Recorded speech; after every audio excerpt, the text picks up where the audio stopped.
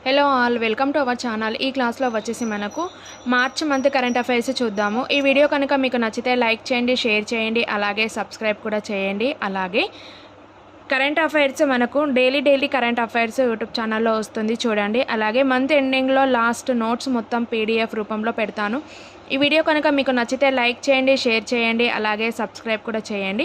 ఈరోజు మార్చి 18 current affairs చూద్దాము. ఏమొచ్చిందంటే see dragon విన్యాసం 2026 ఎక్కడ అంటే 5 దేశాలు పాల్గొంటున్నాయి. సీ డ్రాగన్ విన్యాసం ఎవరు అంటే యునైటెడ్ స్టేట్ ఆఫ్ అమెరికా వాళ్ళు నిర్వహిస్తున్నారు. ఏంటి సీ డ్రాగన్ విన్యాసం. అలాగే ఫిచ్ రేటింగ్ సంస్థ FY 2025-26లో భారత జీడిపి వృద్ధి ఎంత ఉంది అని అంటే 7.5% అంచనా ఉంది. అంటే ఎవరి ప్రకారము గ్లోబల్ ఎకనామిక్ అవుట్లుక్ మార్చి 2026 వెల్లడించింది అన్నమాట.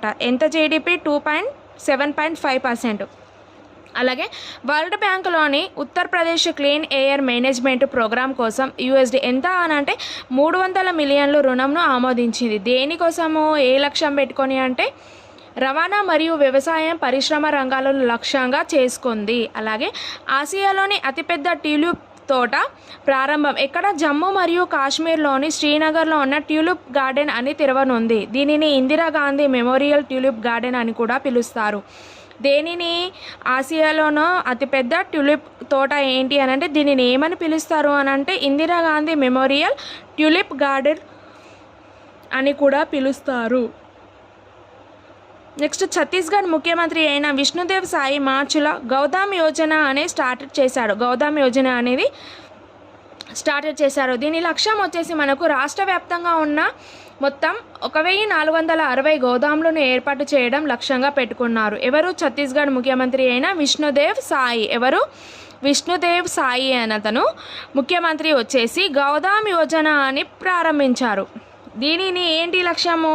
గోదాం అని అంటే రాష్ట్ర వ్యాప్తంగా 1460 గోదాములను ఏర్పాటు అంటే పశువుల గురించి గోదాములను చేయడం లక్ష్యం పెట్టుకున్నారు. అలాగే భారతదేశపు తొలి సైబర్ భద్రతా సదుపాయం స్టార్ట్ అయ్యి ఎక్కడ అనంటే డెలైట్ ఇండియా. దీనికి ఏం పేరు పెట్టారు అని అంటే కనెక్ట్ సేఫ్ అని పేరు పెట్టారు. తొలి సైబర్ భద్రతా సదుపాయం ఎక్కడ అంటే డెలైట్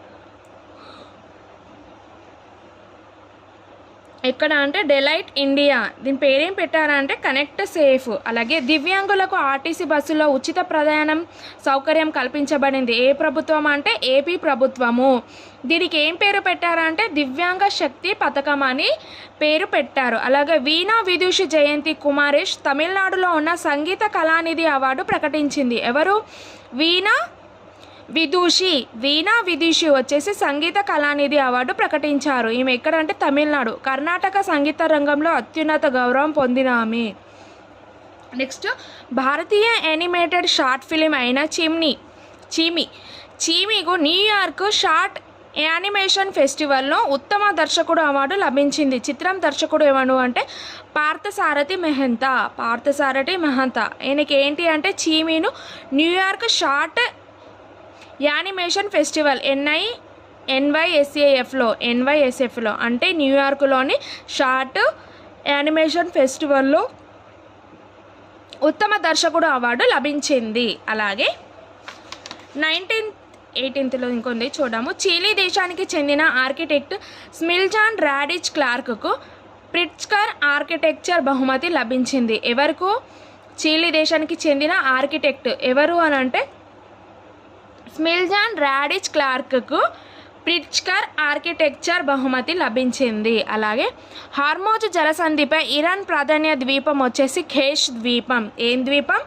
ఖేష్ ద్వీపం. అలాగే దేశంలో తొలి LPG ATM వచ్చేసి హర్యానాలోని గురుగ్రామ్లో ఏర్పాటు చేశారు. ఇది తొలి AI ఆధారిత smart gas cylinder vending machine అన్నమాట. తొలి LPG ATM అంటే ఏంటి? హర్యానాలోని గురుగ్రామ్లో ఏర్పాటు చేశారు. ఇది తొలి AI ఆధారిత smart gas cylinder vending machine అన్నమాట. నెక్స్ట్ గుజరాత్లో తొలి సౌండింగ్ రాకెట్ ప్రయోగం ఏంటి అని అంటే డొల్లేరా సమీపంలోని బవాలియారి గ్రామంలో. ఎక్కడ? సౌండ్ రాకెట్ ప్రయోగం డొల్లేరా సమీపంలోని బవాలియారి గ్రామంలో జరిగింది. నెక్స్ట్ TRIFED సంస్థ మరియు గిరిజన వ్యవహారాల మంత్రిత్వ శాఖ కలిసి భారత ట్రైబ్స్ ఫెస్టివల్ నిర్వహిస్తున్నారు. భారత ట్రైబ్స్ ఫెస్టివల్ని నిర్వహిస్తున్నారు. ఎప్పటి నుంచి ఎక్కడి దాకా అని అంటే 18th మార్చి నుండి 30 మార్చి వరకు. ఎక్కడ అంటే సుందర్ నర్సరీలోని న్యూఢిల్లీలో నిర్వహిస్తున్నారు. నెక్స్ట్ 19th మరియు 20 మార్చ్ చూద్దాము. భారత ఔద్యోగిక వికాస్ యోజన భవ్య నిర్వహణ బాధ్యత వచ్చేసి వాణిజ్య మరియు పరిశ్రమ మంత్రిత్వ శాఖ.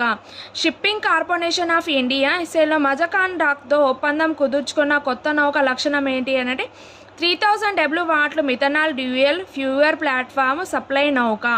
అలాగే భవ్య పథకం కింద ఈశాన్య మరియు కొండ ప్రాంతంలో పారిశ్రామిక పార్కులను ఏర్పాటు చేయడానికి సడలించిన కనీస విస్తీర్ణ పరిమితి ఏంటి అని అంటే 25 acres.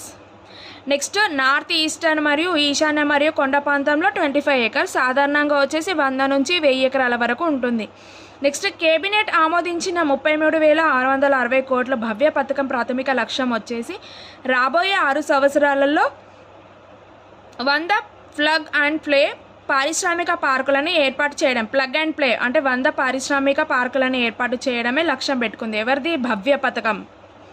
నెక్స్ట్ హౌస్ పారా ఊరపిచ్చుకకు భారతీయ రాష్ట్రాలు కేంద్రపాలిత ప్రాంతాల అధికార రాష్ట్ర పక్షిగా గుర్తించారు. ఎవరు అని అంటే ఢిల్లీ మరియు బీహార్. ఎవరు? ఢిల్లీ మరియు బీహార్.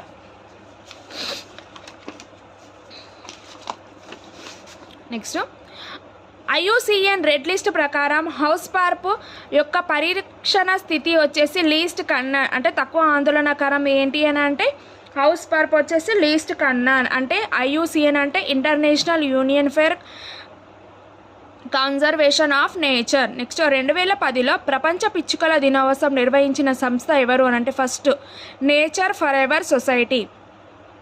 ఏ సంస్థ? Nature forever society.